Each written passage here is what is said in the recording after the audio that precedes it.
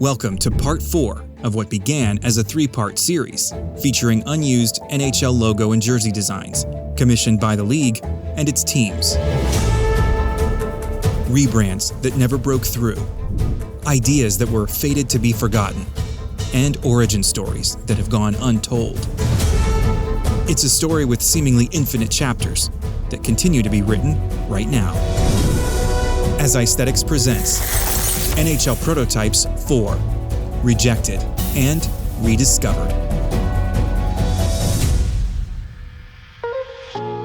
One of my favorite ways to find discarded designs is by browsing the public portfolios of designers who have done work for the NHL and its creative partners. In my preview of Reverse Retro 2.0, I featured the work of a former Adidas designer named Alex English.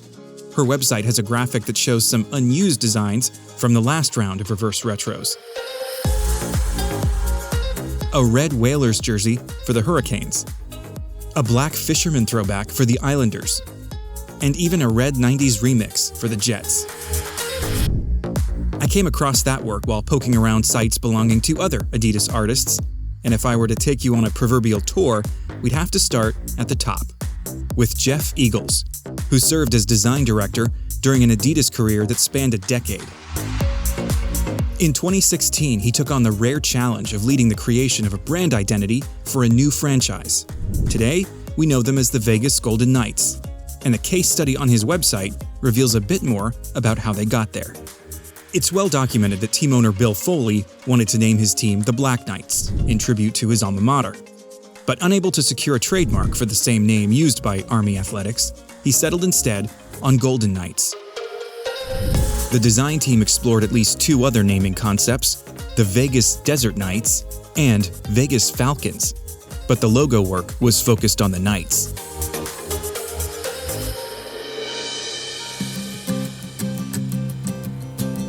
This concept slide shows what ended up being the final primary logo, along with 2 secondary marks. The star and swords we know well, but with a dash of red. The other mark, containing the team's slogan, Battle Born, was seemingly abandoned.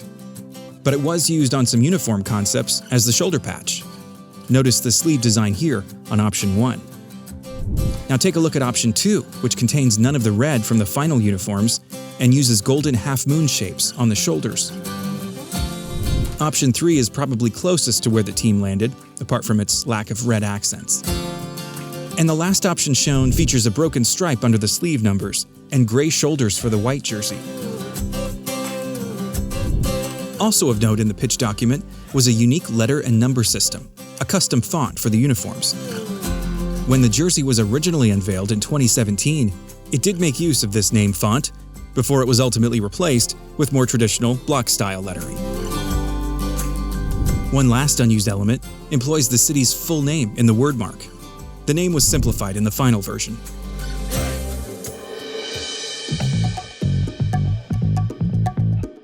Prior to his work with the Golden Knights, Jeff directed a project with the New York Islanders. The team wanted a new 3rd jersey to coincide with their move to Brooklyn in 2015. He led a creative team that pitched 5 distinct ideas, all in stark black and white. The Unity concept borrowed heavily from the NBA's Brooklyn Nets, with whom the club would be sharing an arena. It was a way to create some overlap between the 2 brands. The Legacy concept repurposed elements of the Islanders' traditional logo and uniform design while highlighting Brooklyn over Long Island. The Bridge concept was a combination of several components: the iconic towers of the Brooklyn Bridge, the hull of a ship, and the classic NY ligature. Also noteworthy is the secondary mark from this concept, the bridge tower melded with an anchor, not unlike the secondary mark created years later for the Seattle Kraken, which combines an anchor with another major landmark. The Brooklyn Bold concept uses a stripped-down crest on a non-traditional sweater, black for the top half, white for the bottom half. And finally, there's the 5 boroughs concept, which most closely resembles the uniform we saw on the ice that year. The pinstripes around the sleeves and socks did make it into the final product. Jeff's site also shows some of the work behind the Florida Panthers' 2016 redesign, including 3 logo concepts from the pitch deck. Seems that once the crest shape and jersey designs were in place, it all came down to rendering the Panther itself. We can even find fleeting glimpses at other unused work, like this uniform design for the Ottawa Senators. Then there's this Boston Bruins concept for the 2016 Winter Classic, which used brown pants and gloves to match the bear in the crest. Instead, the team used black gear for the big game, but it's worth noting that the sweater on which it was based had no black at all.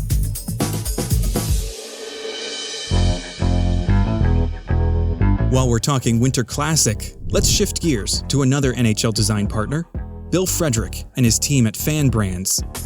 They've been involved in most of the league's outdoor event branding over the years and often like to share a sneak peek at their design process, revealing how a rough sketch becomes a completed logo.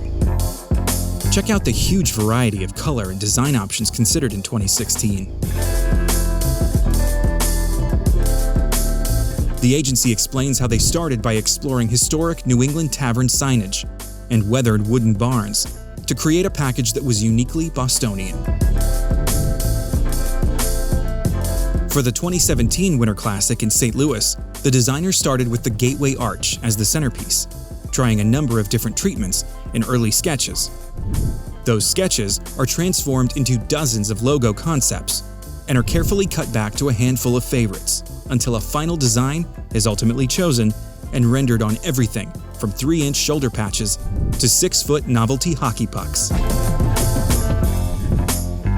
This type exploration shows a number of different design options that were considered and serves as a reminder that the Winter Classic typography has evolved every year.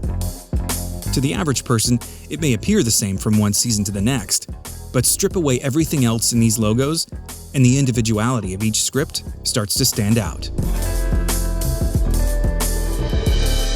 In 2018, the Winter Classic arrived at New York's Citi Field and marked its 10th anniversary, presenting an opportunity for a one-of-a-kind logo. These drawings offer a glimpse at just a few of the countless creative directions that were considered.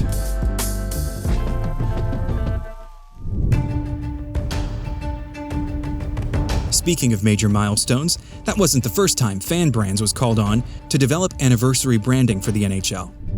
A year earlier, the league would embark on its 100th season and needed logos worthy of a centennial celebration. The agency developed a series of logo concepts, primarily in silver, like the final design we saw in 2017. But that wasn't their first pitch.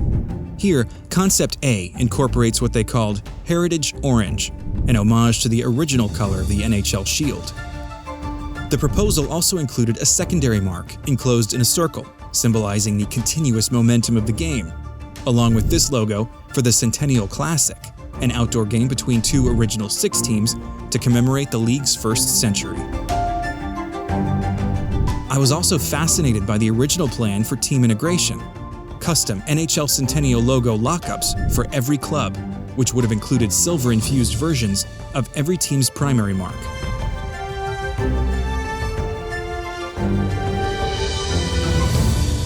Fanbrandz has done a lot of work for the NHL, often in concert with the league's own creative services department.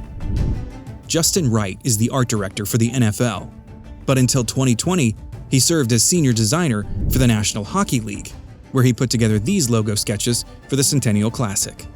His online portfolio spotlights many high-profile NHL projects, including the identity for the 2020 Stadium Series at the Air Force Academy, and a couple of logo sketches.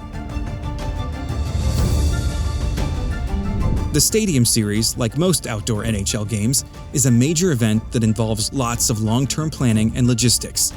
So when one has to be canceled, as was the case in 2021, logo and jersey designs were already in the pipeline. And that led to a leak. In the months after the game was scheduled to take place, an unfamiliar Carolina Hurricanes jersey appeared on a store shelf in Raleigh. It turned out to be the design intended for the 2021 Stadium Series.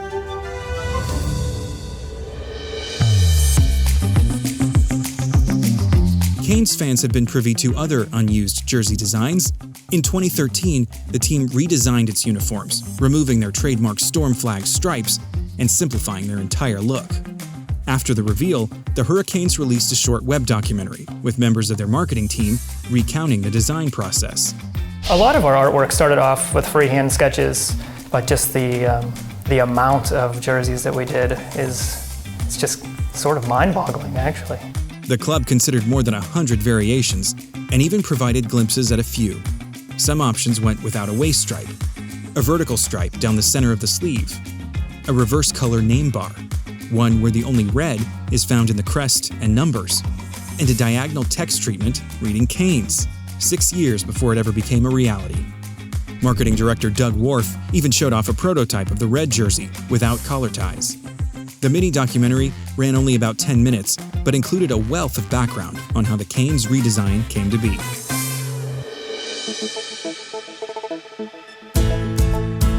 Indeed, sometimes the best place to spot a rejected concept is in content put out by the team itself.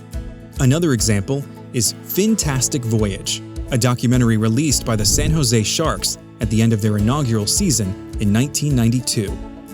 The hour-long piece contains a brief review of how the club's brand was developed, including an interview with designer Terry Smith, who's been creating logos for the Sharks since the very beginning. In the video, we're treated to some of the unused concepts he made, and evidence that even the teal, which became synonymous with the Sharks, was not always set in stone. Try to imagine the team today in dark red or neon green. We also get to see some alternate renderings of the logo, including one where the shark emerges from a circle and another from a triangle with rounded corners. A commonly held belief about the triangle that anchors the team's logo is that it represents Bay Area geography: San Jose to the south, San Francisco to the west, and Sacramento to the northeast. But take a listen to the Sharks' original marketing VP, Matt Levine. We wanted something that was regional. Our research quickly found out in the developing of the name, the area off of San Francisco and San Jose was called the Red Triangle because it was a habitat for 7 different species of shark, and we knew we hit on something there. As great as these videos can be, more often than not, it's a designer's portfolio that still turns up the best bits of unwritten history. A past version of Terry Smith's website showcased his original logo work for the Sharks. The primary mark and uniform patch should look familiar, and so should the alternate design, but not for the same reason.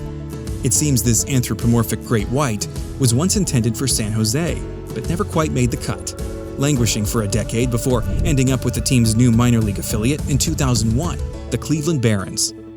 The Shark was given some extra formal wear for that version. 14 years later, that AHL franchise found itself once again relocated, becoming the San Jose Barracuda. Terry designed their logos as well, with that fearsome toothy fish facing to the left in the official marks, but an unused design on his website shows the Barracuda facing right, set against a stylized triangle to tie it all back to the Sharks' identity. Designing a look for a newly founded franchise is one kind of challenge, but try designing one for an established team with legions of loyal fans. That's what faced Chris Bazin when he was hired in 2005 to work on a new identity for the Buffalo Sabres. Today, it's remembered as one of the most infamous rebrands in NHL history. So widely despised was the Buffa Slug that it did not survive beyond its 4th season. But the story of its creation has not been lost to history. In 2012, Chris published some process artwork to his personal website, revealing dozens of the designs he developed. A year earlier, these drawings were featured in the online portfolio of the club's former creative director, Frank Cravata, who guided the rebrand from the team's side. At that time, Frank's site also showcased some of the concepts Reebok put together for the Sabres' 40th anniversary uniform in 2010. The Dash uniform could have had brown gloves.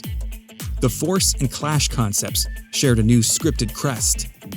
And despite its name, the Strike uniform was somehow the least exciting. Additional elements from that image showed sketches of the script designs and the inspiration for the retro numeral stitching.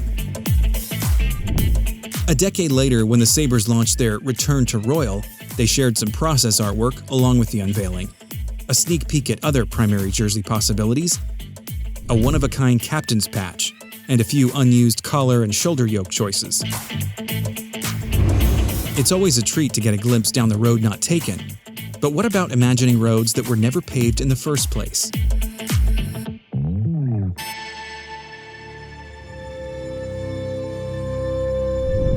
Take, for instance, the Minnesota Wild. In June 1997, the state of hockey was granted a new NHL franchise, only 4 years after losing the North Stars to Dallas. The new name and a secondary logo were officially unveiled to eager fans on January 22, 1998. But 2 months earlier, team officials announced their short list, 6 names that were under consideration for the expansion club. After 2 decades with the Wild, it's hard to envision what any of those brands would have looked like. But in 2011, that's exactly what the team's digital content crew set out to do. For a special website feature, they turned to Shinebox, a local marketing agency, to develop logos and jersey designs for those long ago rejected names. The Minnesota Blue Ox, the Minnesota Northern Lights, the Minnesota White Bears,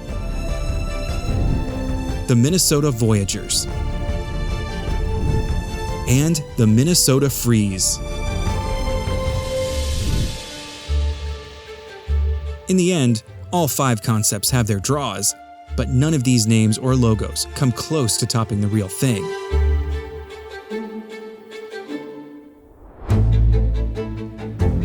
Designers get the chance to propose all sorts of creative jersey concepts.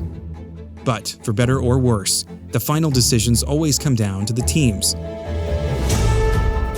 There's always work that gets rejected, but it's a treat for us when it gets rediscovered. Thank you for watching the Aesthetics YouTube channel. Drop a like on your way out, and for more videos like this one, be sure to subscribe and turn on notifications. That's all for now. See you next time.